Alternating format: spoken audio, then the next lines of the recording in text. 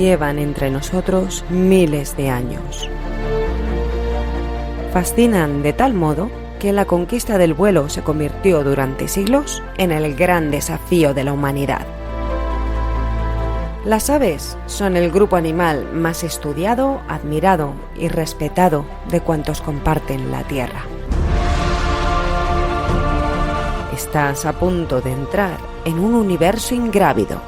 Ciencia y naturaleza al servicio del conocimiento y la pasión por esos seres emplumados que tanto nos gustan.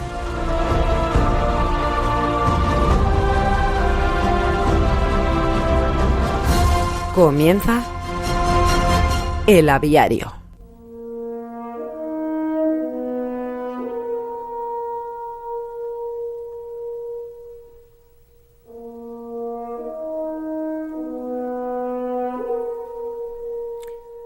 En tono épico.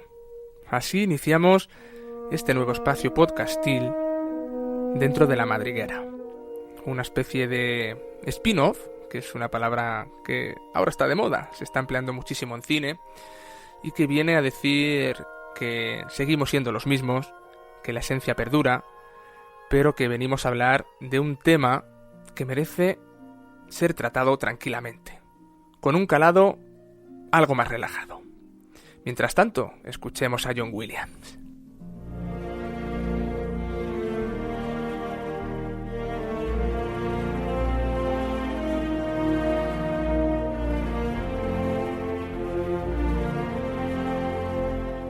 Y os traigo estos acordes, os traigo estas notas, porque fuimos muchos, muchísimos, los que en el otoño de 1993 quedamos marcados por la maestría de una película que mostraba con un realismo sin precedentes hasta la época cómo pudo ser la fauna prehistórica del Jurásico. Que en verdad vimos más criaturas cretácicas que otra cosa, pero de esto ya os hablaré con calma otro día.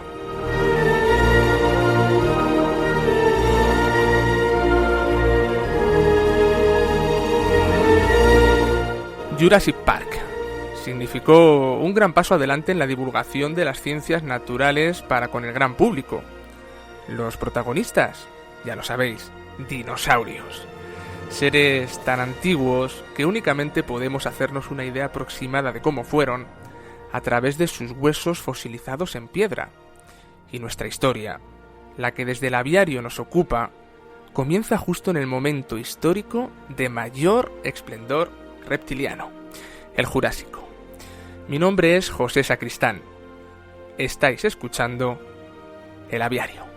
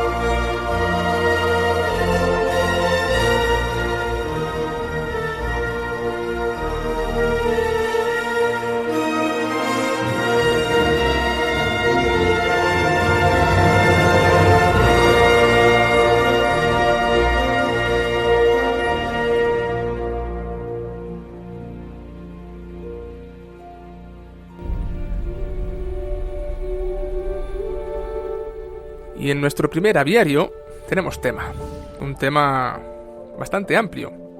Cada programa voy a intentar traeros a la mesa de este estudio modesto algún animal emplumado. Aves. Vamos a hablar exclusivamente de aves. Hoy traer un solo ave de este grupo tan fascinante como es el de las rapaces nocturnas, pues me parecía algo bastante sin sentido. Por eso vamos a hablar en general del grupo. Si es cierto que voy a intentar tratar, dentro de lo posible, de hacer un acercamiento al público general a las 8 especies, las 8 que tenemos en la península ibérica. Pero como escuchabais al inicio, he querido empezar el programa número 1 de este spin-off, de esta sección de La Madriguera que es el aviario, con tintes jurásicos, con tintes de dinosaurio. Muchos científicos ya manejan entre sus manos, entre sus papeles, los datos para demostrarnos que verdaderamente las aves que hoy comparten el planeta con nosotros, de los polos al Ecuador, en mares, en desiertos, en los parques y jardines, esos pájaros que incluso nos alegran las mañanas de primavera y algunos incluso nos atormentan las noches de verano con su ulular, son sangre directa y evolucionada de gigantosaurio. Están ahí, abundan y son un grupo animal muy agradecido. Levanta pasiones. La ornitología fueron los ingleses, fueron los pioneros, ¿no?, en el seguimiento de las aves a este nivel tan puramente naturalista. Y en España hemos sabido beber muy bien de esas fuentes. Como decía, volvamos al Jurásico, porque en 1861 nos llega una pista jurásica aparecida en Baviera, en Alemania. En unos limos aparecen las impresiones de un animal con aspecto de reptil, pero que ya poseía lo que parecen ser protoplumas, las primeras plumas encontradas, cifradas en la historia de la evolución de los animales. El Archaeopteryx es como se le bautizó. No tienen claro para qué le podían servir en aquel momento, puesto que todo apunta a que de momento ese animal no volaba. Estamos hablando de un animal que apareció en la era mesozoica, en lo que conocemos como Jurásico. Desde aquel inicio, la explosión de aves ha sido brutal, radical. Están por todas partes, como os comentaba. Y en el caso de las rapaces nocturnas, forman parte de todo un orden de aves separado del resto de pájaros. Las rapaces diurnas son muy distintas a las nocturnas, tanto que si siguiéramos el código filogenético de estos animales, veríamos que sí tienen un antepasado en común, pero que nada tienen que ver unos con otros. Hace millones de años que tomaron vidas, existencias separadas. ¿Qué es lo interesante? Que esas vidas han sido paralelas. Ambos órdenes, el de los falconiformes y el de las estrigiformes, aquí están los búhos, tienen vidas muy parecidas, solo que unos se han adaptado a vivir durante el día y otros se han adaptado a explotar las sombras, la noche.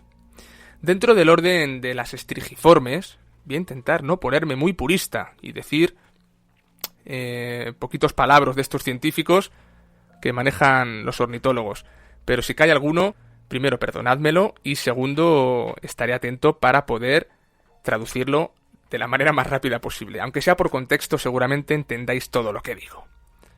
Dentro del orden estrigiforme tenemos dos familias, las Estrigidae y las Titonidae. 7 especies forman parte de las Estrigidae y hay solo un representante de las Titonidae, que es la lechuza común. Podemos decir que hoy en día diferenciamos, a nivel taxonómico, lechuzas del resto de búhos.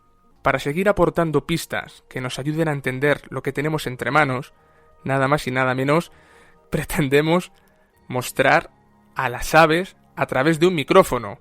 Y esto creedme que es un poco complicado. Voy a usar algunas descripciones en las que pretendo que cerréis los ojos y que encarnéis dentro de lo posible lo que yo vaya contando. Que os hagáis una imagen mental, ya que visual de momento no es posible, a través de la radio, de lo que tengo ahora mismo en mi cabeza, de lo que quiero contaros. Hoy sabemos que las aves son aves que se separan del resto de animales por detalles muy significativos que a algunos os sonarán a perogrullada.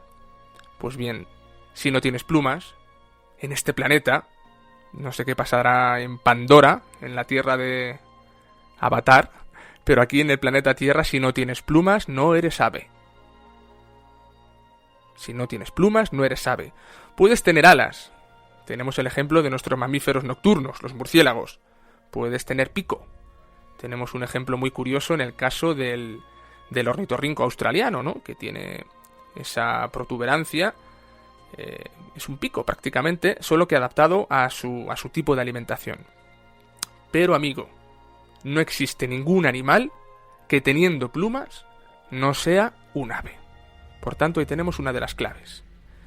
También tenemos más diferencias con el resto de los órdenes animales. Y es que las aves poseen un aparato digestivo exclusivo, muy peculiar. Tienen buche, un protoestómago y casi todas tienen molleja. La comida pasa por varios ventrículos, por varios saquitos, antes de ser digerida y procesada. También tienen siringe. Este órgano fonador es único en las aves. Se puede encontrar incluso a veces en los yacimientos. Cuando algún paleozoólogo encuentra estos aparatos, sabe que lo que tiene delante es un ave. La siringe, a modo de laringe, es lo que les permite el canto. Gracias a la siringe, todas las aves pueden comunicarse, pueden realizar cortejos, cantos de reclamo y esos trinos que tanto gustan al ser humano. También tienen los huesos neumáticos, algo que comparten con ciertos reptiles. ¿No pensáis que para ser ave, lo primeramente importante, fundamental, es el pesar poco?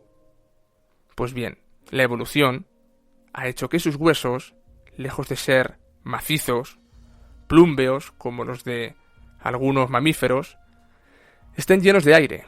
No solo están huecos, sino que los huesos de las aves tienen aire en su interior, para facilitar el vuelo.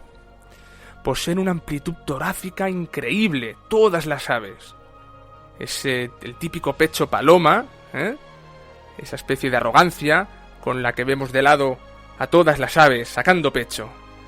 Responde a los músculos del vuelo, que se alojan, nada más y nada menos, en una estructura ósea llamada fúrcula, y que es, simplemente, la clavícula fusionada.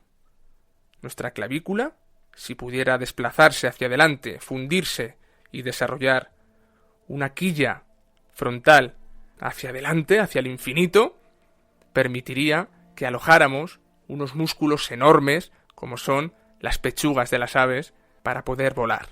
Y, cómo no, las formas aerodinámicas y la reproducción ovípara. Todos son adaptaciones para ser ave en este planeta. Pero es que además de ser aves por todo lo que os he enumerado, son aves rapaces las que hoy tenemos en el aviario. Y las rapaces se diferencian del resto de aves prácticamente por 3 elementos.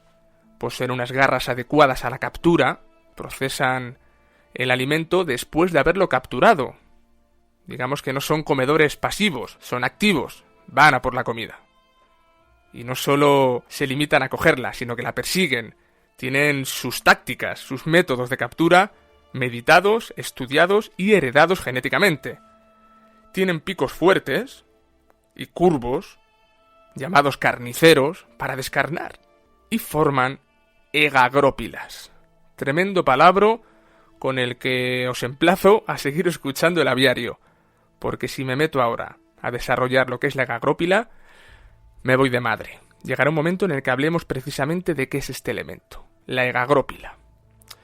Bueno, pues por todo esto que comento son aves, son rapaces, ¿y por qué son nocturnas? Simplemente porque han adaptado su visión a la oscuridad, han desarrollado un alto nivel auditivo, tienen un mimetismo críptico como ningún otro ave, se camuflan a la perfección, y algo exclusivo de las rapaces nocturnas es que no tienen buche.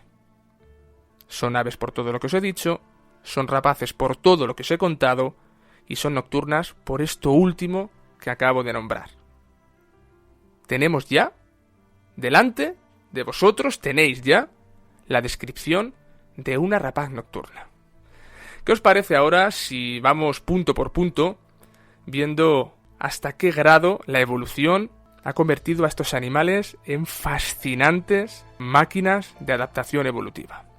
Los ojos, que son enormes, ya lo sabéis, es lo primero que nos llama la atención en una rapaz nocturna, tienen 2 células bastante bien estudiadas. La primera vez que se hicieron estudios histológicos de los ojos, bisturí en mano, se percataron de que el equilibrio entre unas células y otras respondía a la necesidad de ver durante la noche. Veréis, existen dentro de nuestro ojo y del de todos los animales vertebrados unas células llamadas conos y otras bastones. Los conos se encargan de percibir la variedad cromática. Gracias a los conos podemos ver colores. Y los bastones se encargan de captar luz. Gracias a los bastones, la mínima gota lumínica que pueda existir en un entorno a oscuras es captada por el ojo. A mayor número de bastones, mayor luz puedes arrancar a la oscuridad, mayores capacidades de vista nocturna tienes.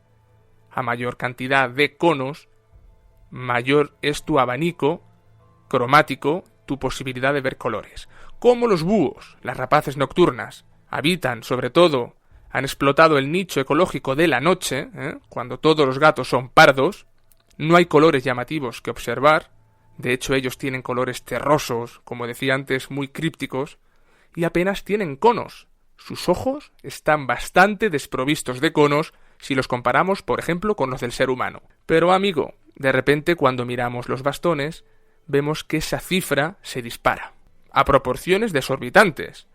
Las rapaces nocturnas tienen muchísimos más bastones, precisamente para poder captar, para poder robar la mínima luz a la noche. Es el primero de los grandes triunfos evolutivos, la visión de estos animales. No solo eso, si pudierais ver, haceros, como os pido, una imagen mental de la cabeza de un búho, de una rapaz nocturna, veréis que estamos delante de depredadores. Por tanto, al igual que nosotros, sus ojos están frontalizados. Al contrario que los animales presa, como puedan ser las palomas, las cotorras, que están por toda la ciudad, tienen los ojos lateralizados. Son presas. Los ojos frontalizados de los búhos nos están indicando, nos están diciendo que al igual que el león tiene su función selectiva con las gacelas en la sabana, en nuestros bosques, en nuestras montañas, en nuestros cortados rocosos, es el búho real, son los mochuelos, son las lechuzas, es el autillo, quien mantiene a raya las poblaciones de ratones y las poblaciones de aves, por ejemplo, perniciosas para el cultivo. Esa visión hace que tengan un amplio campo binocular. Ven prácticamente como nosotros, calculan muy bien las 3 dimensiones en un abanico muy amplio de lo que tienen delante y prácticamente de lo que tienen casi a sus laterales. En cambio, los animales presa, como puedan ser las palomas, los estorninos, sus ojos, al estar totalmente lateralizados, permiten un campo de visión bastante monocular y no calculan bien distancias a no ser que lo tengan delante del pico, que es donde se suma el campo de visión de cada ojo. Por si fuera poco, estos ojos, los de las rapaces nocturnas, están desprovistos de musculatura. Ojos tan enormes, cualquiera podría pensar que tienen una movilidad descomunal, desorbitada. Pues es que incluso las leyes físicas nos demuestran que si hubiera que dotar de musculatura a esos ojos tan grandes de las rapaces nocturnas, posiblemente el peso del cráneo dificultaría el vuelo. Pensamos que por una cuestión práctica, aerodinámica, los ojos de estos animales están desprovistos de musculatura. ¿Qué ocurre cuando necesitan mirar hacia un lado, hacia el otro, colocar su visión en la parte trasera del cuerpo, a ver qué viene por detrás? Bueno, lo habéis visto muchas veces. Ese giro de cuello, a modo de cardan, esa capacidad que tienen de 270 grados de giro, hace que estos animales no necesiten músculos oculares, ya que no tengo músculos en los ojos, que sea el cuello el que se mueva en todas direcciones y me permita llegar a todos los rincones y resquicios de la noche. El oído, otra de las adaptaciones impresionantes de estos animales. Por la noche, y me gustaría que hicierais la prueba, es complicadísimo no hacer ruido. Hasta el roce de los pantalones, que durante el día no eres capaz de percibir que hacen su ruido, es molesto. Hasta el roce de los pantalones caminando hacen que en una ruta haciendo seguimiento de animales, tengas que tener cierto cuidado con la ropa que llevas. Hay ropa que fricciona más y ropa que fricciona menos. Y durante la noche, los hombres, las mujeres, el ser humano, que es torpe por naturaleza, hacemos mucho ruido. Bueno, pues estos animales me encantaría que vierais sus capacidades auditivas. Tienen 2 oídos, alojados a ambos lados del cráneo, enormes, son auténticas cavernas, y están colocados de manera disimétrica. Normalmente hay uno por encima del otro. Esto pensamos que es para tener información un poco más dual de los sonidos que van llegando por el entorno de la noche. Incluso yo recuerdo en una conferencia plantearles a una serie de chavales de primaria la cuestión de si las rapaces nocturnas tenían orejas. Evidentemente, en cuanto vieron algunos como el búho chico, el búho real, el autillo, con esos penachos, falsas orejas de plumas, ¿no?, dijeron que sí, que eran orejas. Yo les dije que no, que eran plumas que levantaban simplemente a voluntad y que en ocasiones mostraba el estado de ánimo del animal. Entonces les dije, bueno, no tienen orejas, pero ¿tienen oído? Y les puse la imagen de una lechuza. La lechuza tiene una cara adaptada a la escucha. El radar, la pantalla, la antena parabólica de este animal es su propia cara. Si la pudierais ver, veréis que la cara está dividida en 2 paneles cóncavos, uno en cada hemisferio del cráneo, que derivan el sonido que impacta en su rostro hacia los oídos, que están debajo del plumaje. Por tanto, fijaros qué hermoso, la lechuza escucha con la cara. Allá donde hay un sonido, primero lo mira, aunque no lo vea. La cabeza gira para allá. Y el primer sentido que se pone en marcha, el mecanismo que desencadena el ahí hay algo que capturar, es el oído. Después será la vista. En cuanto a las garras, que hablábamos antes, que no pueden faltar en ningún tipo de rapaz, las nocturnas no podían ser menos, son auténticas raptoras, poseen 4 dedos. Los dedos de estos animales, concretamente el tercer dedo, es reversible. Sí, como os cuento, lo puede colocar hacia adelante o hacia detrás a voluntad. ¿Cuándo va a colocar las garras 3 dedos hacia adelante contra 1 hacia detrás? Pues cuando captura. El animal parece entender que cuantos más dedos, cuanto más agarre, cuantas más uñas dedique a que el animal no huya hacia adelante, más práctica va a ser la captura. Y una única uña en la parte de detrás para cerrar ese agarre. Pero cuando reposan, cuando pasan horas y horas durante el día descansando en las ramas de un árbol, ocultos en alguna cueva caliza, ahí, para repartir su peso, colocan 2 frente a 2. 2 dedos hacia adelante y 2 hacia detrás. Decidme si esto no es inteligencia pura y dura. Y toca el momento de hablar de las plumas. El elemento quizás más impresionante, si ya lo era la vista, si ya lo era el oído, si lo son las garras, de cuantos comparten las rapaces nocturnas. Las plumas tienen el borde de ataque, es decir, la parte de la pluma que fricciona con el viento, desflecado. A la hora de volar, las rapaces nocturnas se pueden permitir el lujo de minimizar su ruido. Minimizan la fricción con el entorno, con el aire, y así no son escuchadas. Otra conquista de estos animales. Conquista exclusiva de las rapaces nocturnas. Y el mimetismo que yo os decía, las capacidades de camuflaje, hacen que, por ejemplo, el autillo, con sus falsas orejas, esos penachos de plumas, parado en una rama, con los ojos cerrados, porque si los abriera veríamos un tono amarillento que muy probablemente lo delatara, pues pasaría por una rama tronchada. Un animal que vive en los espacios forestales no se puede permitir el lujo, insisto, de dejarse ver. ¿Cómo lo hace? Rompe la estética redondeada de su cráneo, de su cabeza, con esas 2 falsas orejas a modo de rama tronchada, en un paisaje en el que todo son ramas, elementos alargados. Tu cabeza mocha llamaría bastante la atención. Pero, amigo, cuando vamos al caso del mochuelo, otra rapaz nocturna, que ésta habita en terrenos adhesados, en zonas abiertas, en campos de cultivo. Incluso es un animal cavernícola, anida en el suelo, aprovecha incluso a veces las uras de los conejos. Veremos que su cabeza es completamente mocha, la del mochuelo. Ahí tenéis una pista para recordar el nombre. No tiene falsas orejas, porque en aquel entorno de cantos rodados, cuanto más redondeado seas tú, más desapercibido vas a saber y vas a poder pasar. Y antes de irnos a una pequeña pausa musical para que tengáis un breve respiro, quiero enumeraros las 8 rapaces nocturnas que veremos después de la pausa.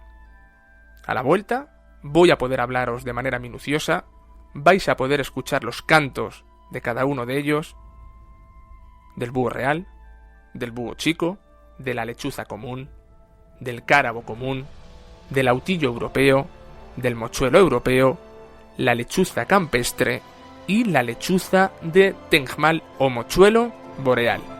Hasta ahora.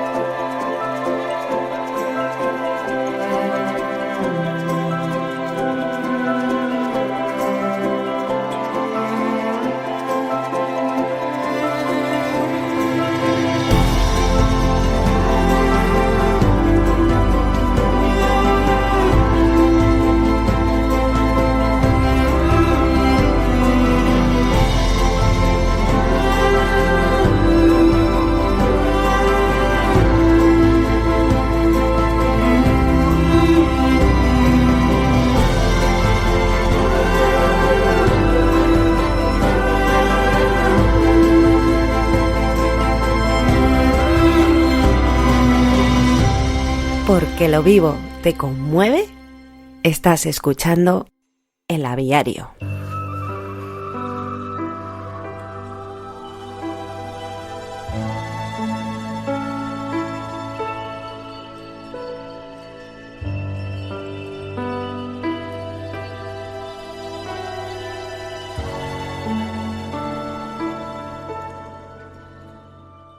Llegados a este punto, me gustaría que hicierais conmigo un ejercicio de imaginación.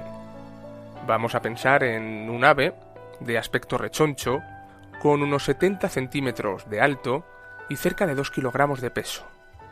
Estamos hablando de un animal, para ser un pájaro, pesado, importante, voluminoso. Sus ojos son enormes, no podía ser menos, de un color naranja fuego que destaca, yo diría que agresivamente, sobre su rostro. Posee una librea parda, tachonada a la vez de ocres y tonos claros. Sus penachos, que los tiene, a modo de falsas orejas, únicamente son plegados en vuelo. Posado, vemos que este animal, solemne, permanece las horas de luz inmóvil, oculto, esperando que caiga el sol, que llegue la noche, para poder salir, para poder mostrarse como verdaderamente es, un auténtico cazador. Una vez que se deja caer del cantil que le ha servido de apoyo y reposo durante el día, observamos que sus alas abiertas alcanzan el 1,80 m de envergadura. Estamos hablando del rey, dentro del orden de las rapaces nocturnas, en toda Europa. Se trata del búho real. Bubo para la ciencia. Un animal que se ha revelado importantísimo para aquellos ecosistemas que explota. Difícilmente vais a poder encontrar en vuestros paseos por el campo un búho real dentro de la foresta. No se aperchan no se aperchan en árboles, es decir, no utilizan ramas como soporte. Prefieren, en cambio, pasar inadvertidos gracias a esta librea de la que os hablaba antes, estos colores terrosos entre las rocas. De hecho, en la época de ceno, los huevos son depositados en un rudimento de nido en una plataforma rocosa. En función de la zona del territorio que ocupa, será un tipo de piedra u otro, pero siempre al abrigo del desplome. Se trata de un animal sedentario. Tenemos búhos reales en la península ibérica todo el año. Su función depredadora es importante en nuestros campos en todo el año. Mirad, hay un detalle muy curioso, y es que es fácil, relativamente fácil, encontrar a menudo en los nidos de estos animales el cuero ya descarnado de los erizos. Se ha especializado este ave en ser un experto depredador de erizos. Pero la cosa no se queda ahí. La alimentación del búho real pasa por grandes roedores, conejos, liebres, y en algún que otro caso se ha llegado a comprobar cómo algunos individuos aislados se especializaban en la captura de aves en dormidero. No olvidemos que el búho real actúa durante la noche, cuando el resto de aves, a excepción del chotacabras y algún que otro animal crepuscular o medio nocturno, están durmiendo. Algunos se han especializado en localizar los dormideros de pequeñas aves, del tamaño de la paloma, del estornino, y capturarlas durante su momento de sueño. Un animal sumamente inteligente, y es la primera de las rapaces nocturnas que os quería mostrar. El jefe, el búho real.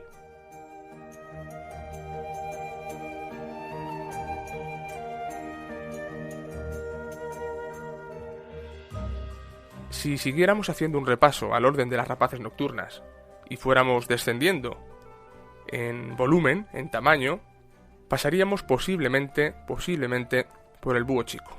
Asio otus, en latín. El hábitat de este animal no puede ser más distinto que el del búho real. Sí es cierto que en algunos momentos se solapan, pero veréis, si escuchabais hace un momento que el búho real es una especie totalmente rupícola, se acerca a la roca, necesita espacios abiertos para capturar al acecho. Esto es una norma básica de todas las rapaces nocturnas, todas cazan al acecho. Al búho chico, en cambio, le encantan las superficies forestales. Difícilmente van a cazar con la misma soltura dentro del bosque que en praderas, dehesas o espacios abiertos.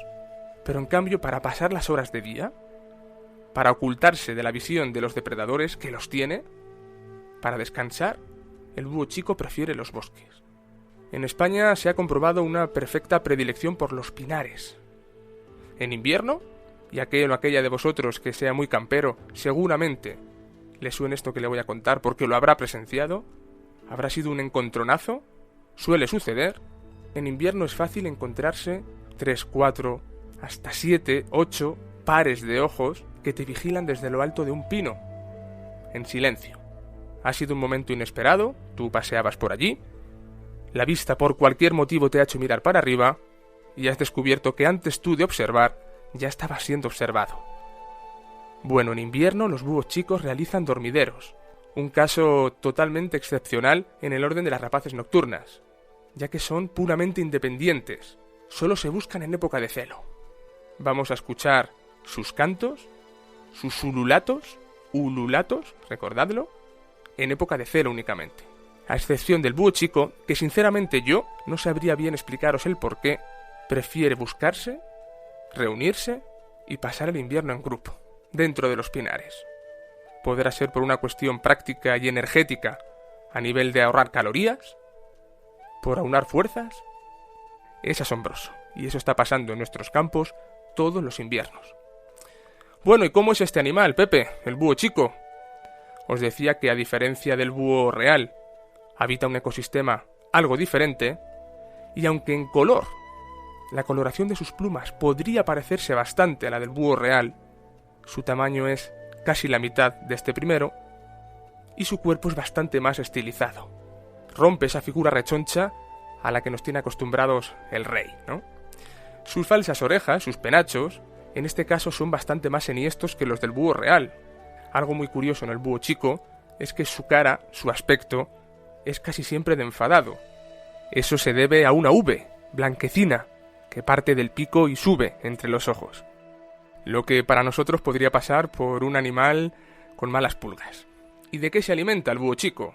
Si el búho real tenía como cota máxima de captura, por peso, por volumen, la liebre, en el caso del búho chico van a ser casi todo medianos y pequeños roedores. También se dan casos en los que se especializan en localizar dormideros y pillar en la oscuridad de la noche mientras duermen a estas aves diurnas que no se lo esperan. Pero poco a poco os vais a ir dando cuenta de que si no fuera por la presencia de los roedores, en nuestra península difícilmente tendríamos rapaces nocturnas. Y son un ejemplo. Son, por así decirlo, la punta del iceberg de toda una equipación animal cuya base son los roedores. Es alucinante. En momentos de explosión estacional de roedores en nuestros campos, topos, topillos, se dispara también el número de rapaces nocturnas que llegan adultas. Hay una relación tan directa como que unos dependen prácticamente de los otros. ¿Dónde hará el nido el búho chico? Dentro del bosque, en los pinares. Hay algo muy peculiar, parece ser simplemente que responde a una cuestión práctica, y es que aunque elija zonas forestales, los nidos que utiliza el búho chico siempre van a estar situados en los márgenes del bosque, en el límite del pinar con la pradera, o del pinar con el soto, y nunca hace nido alguno. Se limita, dentro de lo que puede, a arreglar el nido ya abandonado de una urraca. En el caso de los córvidos, es un fenómeno en el proceso de ocupación de nidos vacíos. Y ahora, ¿qué os parece si os ayudo a enriquecer aún más, si cabe, vuestras salidas de campo nocturnas? Os diré que existe gente que dedica su momento de ocio, algunos, muy poquitos, su parte de vida profesional, en recoger micrófono y grabadora en mano los sonidos de la naturaleza. Esos sonidos que a muchos de aquellos que están ya un tanto embotados en la urbe les suenan a exóticos. Los cantos de las aves, que están registrados. La Sociedad Española de Ornitología, de hecho, ha editado una serie de CDs con todos y cada uno de los cantos de las aves españolas. A la mayoría de la población les son totalmente desconocidos. Es fácil en el caso de las rapaces nocturnas, son solo 8. Con que aprendáis a diferenciar los cantos que hoy voy a mostraros, suficiente, al menos para estar puestos en rapaces nocturnas. Saber diferenciar si lo que se escucha allí al fondo es un búho real o si por el contrario es un búho chico. Pues bien, os diré que en la época de diciembre, a mediados de diciembre y casi hasta mediados de enero, se suele escuchar en nuestras sierras el celo del búho real.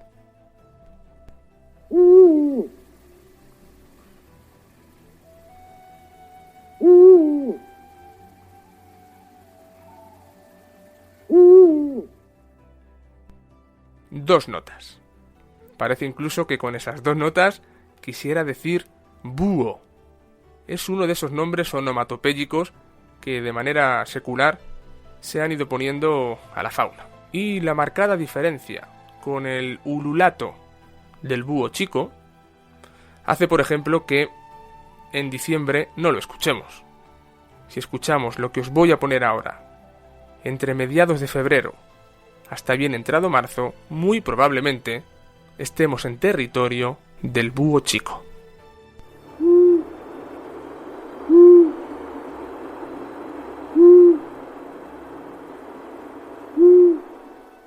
Tiene un canto más monosilábico. Es un solo tono, alargado. Vamos a pasar, si queréis, a la lechuza común.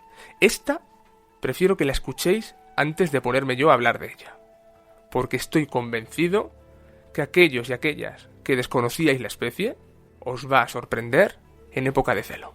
Escuchad.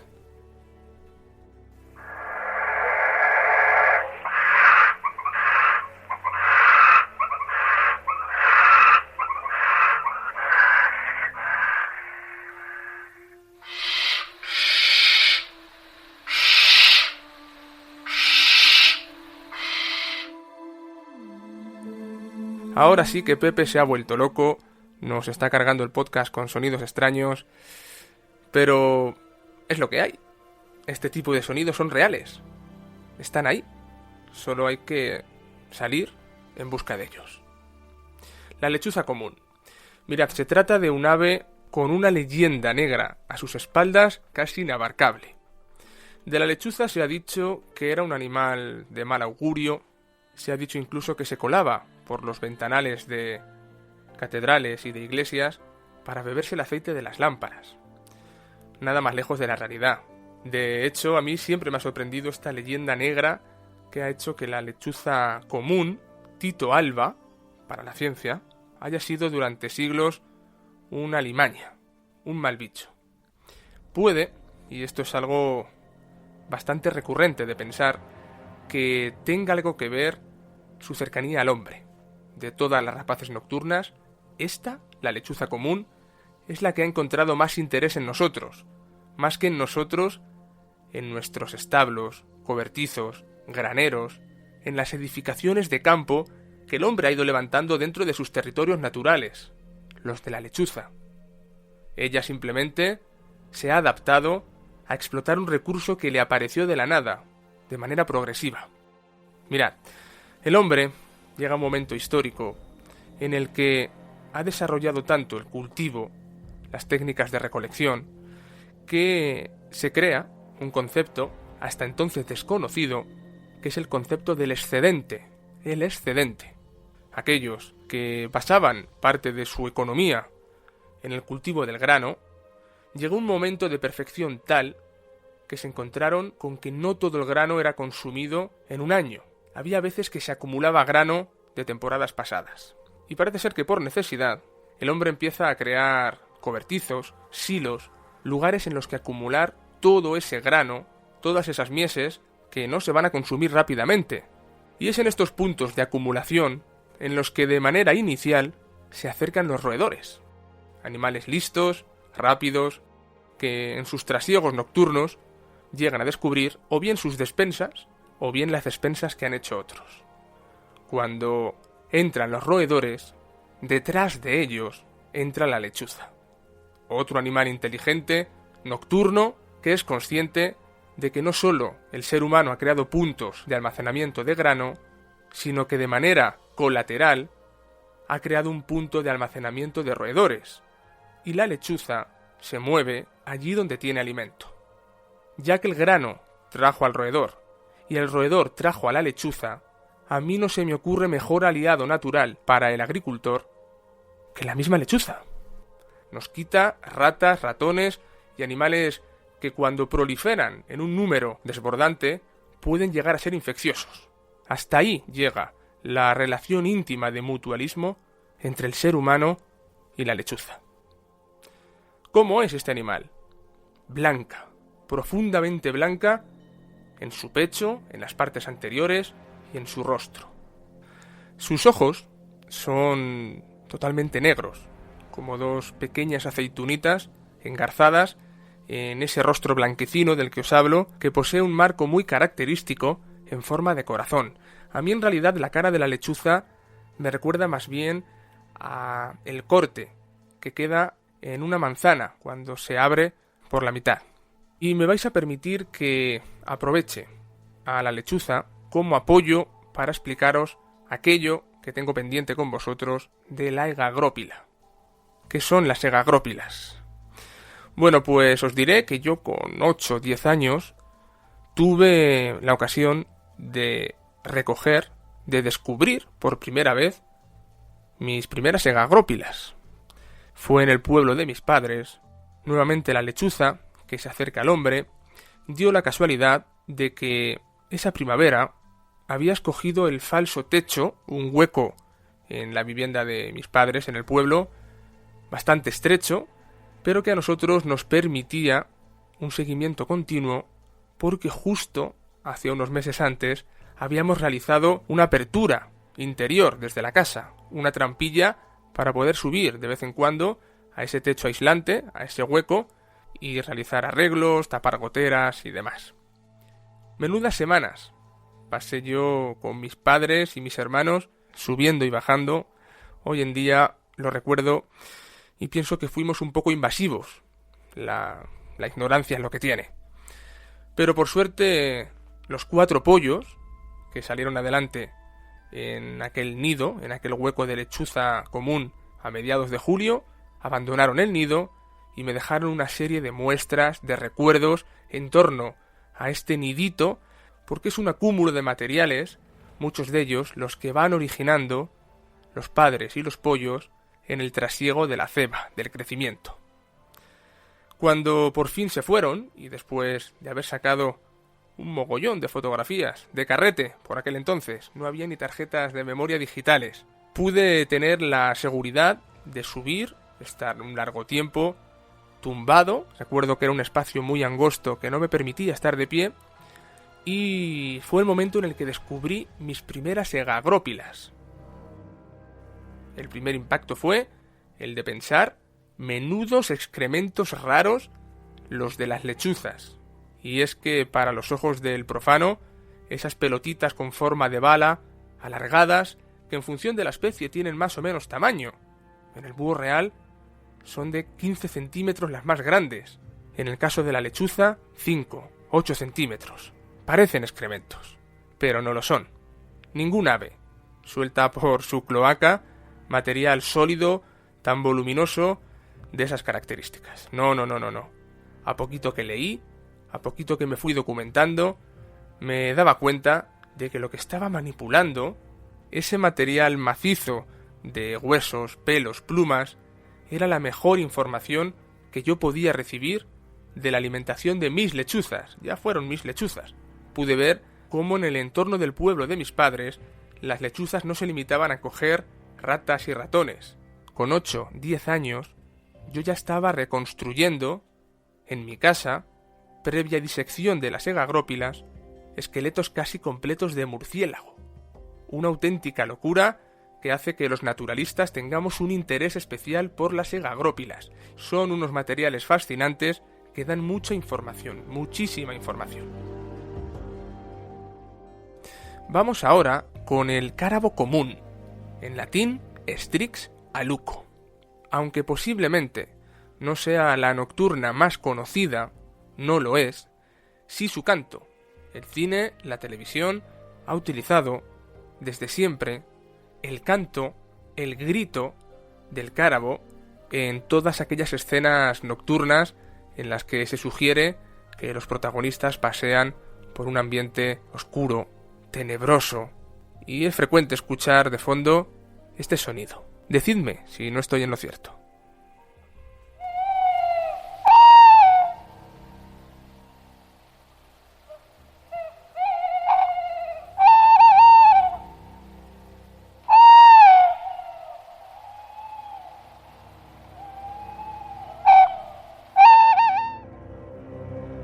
No me equivocaba, ¿verdad? Lo bonito de este sonido, de este registro concreto de audio que os he puesto, es que si lo escucháis detenidamente, es un podcast, podéis acudir a él tantas veces como queráis, os daréis cuenta de que no es un único animal. En plena época de celo, en un bosque bien ocupado por estas aves, es muy fácil escuchar la llamada y la respuesta. Se escucha un macho, una hembra, algún otro macho al fondo, en fin, toda una proclama de deseo sexual. Fijaros qué curioso que el sonido escogido por Hollywood para dar miedo es el sonido escogido por la naturaleza para demostrar amor. No puede estar más equivocado el cine. El cárabo común es un animal de talla media, no llega a ser tan alto como el búho chico, pero no es nada pequeño, pesa ya 600 gramos. Para ser un ave, como decíamos antes, estos pesos son bastante destacables. Se trata de un animal sedentario, están todo el año en la península, pero únicamente los vamos a poder escuchar en su momento de celo. ¿Cuándo es el momento de proclama del apareamiento? Pues el cárabo común empieza a cantar, se empieza a dejar oír en enero. En el momento preciso en el que estoy grabando este programa, en los días que lo edite y lo suba a la red, será la fecha, será el momento apropiado para que cojáis la mochila, os abriguéis y os equipéis bien para salir al campo. ¿Dónde hay que ir a escuchar al cárabo? Al bosque. Esta sí que es un ave forestal. no a medias tintas como podía serlo el búho chico. El cárabo común es un ave de bosque frondoso. Le encanta los bosques de hoja caduca, sobre todo, robledales, hayedos. Con más o menos suerte, este animal gusta acercarse a los núcleos urbanos, siempre en grandes parques y jardines. Se da un dato curioso en esta especie, y es que existen dos coloraciones distintas. Me explico. Al igual que nosotros, genéticamente venimos influenciados por unos ascendentes familiares y algunos salimos morenos, otros rubios y otros pelirrojos, en el caso del cárabo común os vais a poder encontrar en la naturaleza dos tipos de color de pluma. Existen la fase clara y la fase oscura. Es solo una cuestión de pigmentación. Sus ojos vuelven a ser negros, como en el caso de la lechuza. De las 8 especies que estamos hoy tratando, solo 2 tienen los ojos del color de la noche. El resto tienen esos iris de color amarillo o anaranjado que tanto nos recuerdan a los búhos. Al igual que la lechuza, el cárabo común tampoco tiene falsas orejas. Su cabeza es mocha, redondeada. Y se da la característica de que gusta ponerse, para descansar durante el día, en las zonas de inserción de las ramas contra el tronco. Justo donde nace una rama, este animal, de plumaje espeso, abultado, hinchado, podría pasar por un nudo más del árbol, por una protuberancia rugosa, parte de la corteza, que inmóvil consigue no ser descubierto. Se alimenta principalmente de ratones, ya un conejo le viene bastante grande. Captura alguna pequeña ave y se aventura, de vez en cuando, a conseguir proteína de los insectos. El duendecillo, con el que nos encontramos ahora, apenas roza los 100 gramos de peso. Un animal de muy pequeña talla, no supera los 20 centímetros, y eso en el caso de que tenga sus cortos penachos levantados. El autillo. Otus scops, la más pequeña de las rapaces nocturnas del continente europeo. Es el caso de nuestra rapaz veraniega, un animal estival, intensamente insectívoro, que sincroniza esta migración con la proliferación explosiva de insectos ibéricos. Por tanto, el autillo va a basar su dieta en langostas, mantis, polillas, grillos y, en el caso de los vertebrados, pequeñas lagartijas. Acostumbra a habitar en sotos fluviales y es bastante frecuente en parques y jardines. De hecho, es un visitante habitual de algunas de las cajas nido que se colocan a estos efectos para otro tipo de aves diurnas. Gusta aprovechar los agujeros naturales de algunos árboles o los ya realizados por pájaros carpinteros. Una vez pasada su época de cría, migrará de nuevo al sur, y no es una migración modesta. Los autillos bajan más al sur del Sáhara, hasta Mauritania, Nigeria o el Chad. Allí tiene sus cuarteles de invierno. Un animal que en verano nos visita a nosotros. Verle, complicado, como en el caso de todas las rapaces nocturnas. Escucharlo, fácil, muy fácil. Se ha convertido en un sonido habitual en las noches veraniegas de muchísimas partes de España. De hecho, muchos de vosotros seguramente, sin saberlo, sin tener claro lo que estabais oyendo, habéis sido adormecidos con la nana machacona del autillo bastantes veces. ¿Queréis comprobarlo? Escuchad.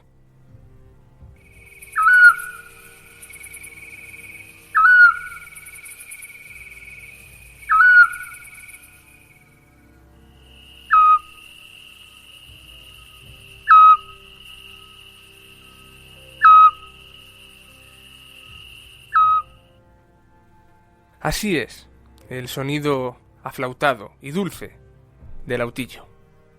Aflautado y dulce para algunos, cansino y machacón para otros. Os diré que algunos ciudadanos de urbe tienen la fortuna de vivir cerca de zonas verdes, y en nuestras latitudes, en verano es más que una necesidad el dormir con la ventana abierta. Noches en las que el autillo, de manera incesante, no solo proclama el uso de su territorio, sino que busca pareja. Y lo hace con ese sonido que habéis escuchado. Llega a ser tan molesto para algunas personas que, creedme, no son pocas las llamadas que reciben tanto los centros de fauna como algunos cuarteles de la Guardia Civil y algunas oficinas de policía. El vecino de turno que está en su derecho de realizar una denuncia porque hay un sonido estridente, repetitivo, que no le deja conciliar el sueño. Pues, amigo mío, no se trata de ningún vecino pesado. Se trata de un pequeño animal de tonos grises y marrones, con unos ojos amarillos inquietantes, responsable de hacer bajar el número de insectos que a menudo llegan a ser ciertamente molestos. Vuelve a ser, más que un enemigo, un aliado. Y le toca el turno a la especie más todoterreno de todas cuantas vamos a repasar hoy en el aviario. El mochuelo europeo. Atene noctua para la ciencia. Fijaros qué bonito el origen de este nombre en latín, que nos recuerda que la diosa Palas Atenea siempre era representada en compañía de un pequeño mochuelo como símbolo de sabiduría. Y decía que todoterreno porque es la especie más extendida en la península. La encontramos en multitud de ecosistemas. Es cierto que tiene preferencias y van a ser los terrenos agrícolas, las zonas adesadas, los espacios abiertos, sus lugares preferidos. Toda zona de cultivo propensa a tener roedores muy probablemente va a tener mochuelos. Su plumaje viene salpicado por colores terrosos, arenosos, grisáceos, pardos, prácticamente los colores de la tierra. Y es que estamos delante de un ave casi cavernícola, muy ligada al suelo, tanto que en ocasiones para anidar utiliza las uras ya realizadas por los conejos. Se ha especializado en utilizar los agujeros, huecos y resquicios que quedan en los mojones de piedra, vivares y demás muretes de delimitación de tierras. Alrededor de 27 centímetros, con unos 60 centímetros de envergadura, pesa poco más de 120-130 gramos. Recuerdo que de pequeño a mi padre le encantaba llevarme con las últimas horas de luz al campo a buscar mochuelos. Se veían con mucha facilidad en las últimas horas del día. Siempre se ha dicho que más que un animal nocturno, el mochuelo es un animal crepuscular. Podemos verle con mucha frecuencia una hora antes de que se ponga el sol y largos minutos después de ya haber amanecido. Es una especie sedentaria, la vamos a tener en la península todo el año y llegada la primavera escucharemos esta especie de maullido.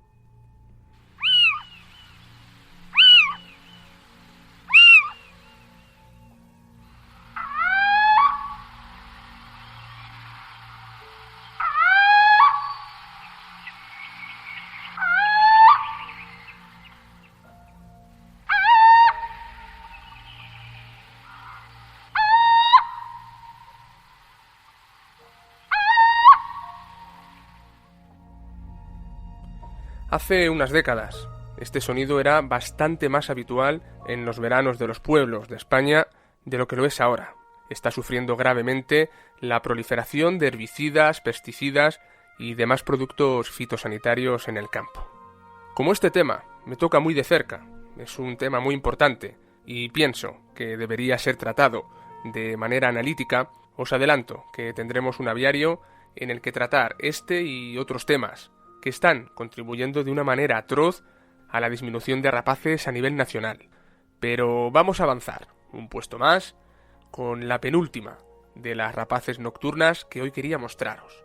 La lechuza campestre, mal llamada lechuza, porque si nos vamos a su nombre en latín, descubrimos que se le conoce como Asio flammeus, que tirando un poco de memoria, hace unos minutos, en el primer bloque, yo os decía que la ciencia ha nombrado al búho chico con el nombre de Asio otus.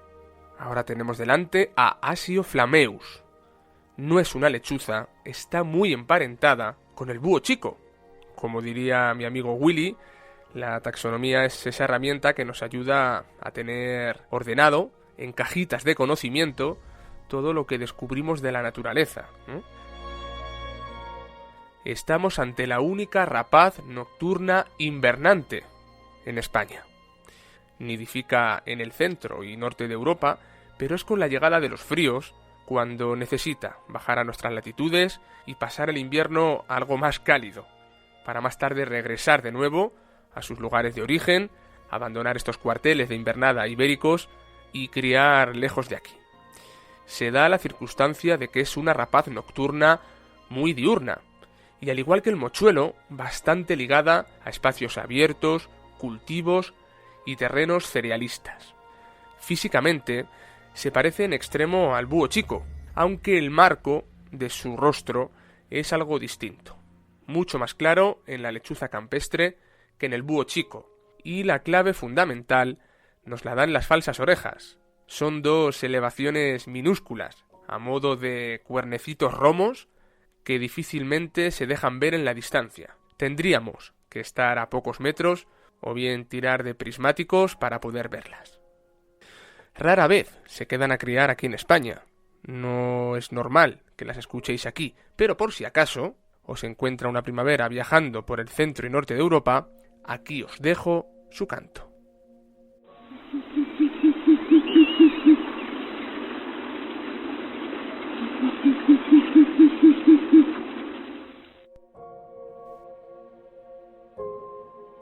Y cierro lista con el número 8, la lechuza de Tengmalm o mochuelo boreal. Es más un mochuelo que una lechuza. Me gustaría que vierais a este reducido animalito de color grisáceo, con unos ojos preciosos de tono amarillo y posiblemente el plumaje más apretado, el más abrigado, el más denso de todas las aves que de algún modo u otro habitan la península ibérica. Aegolius funereus es su nombre en latín. Las veces que con suerte el naturalista descubre a los polluelos de unos días de mochuelo boreal, observa que se trata de 3, 4, en el mejor de los casos 5 animalillos emplumados de un color negro muy profundo que contrasta con el fondo verde del bosque que da cobijo a esta especie.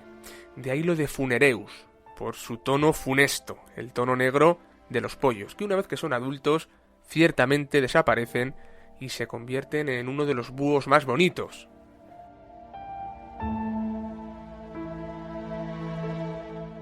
¿Dónde vais a poder ver a este animal? Pues está complicado. Aunque es una especie sedentaria en la península ibérica, su población española se limita a Pirineos. Y tristemente, los últimos datos nos dicen que quedan menos de 150 parejas. Es una especie escasa, ligada a los bosques de coníferas de alta montaña pirenaicos. Y terminaré mostrándoos el modo que tiene de ulular este pequeño superviviente de zonas gélidas.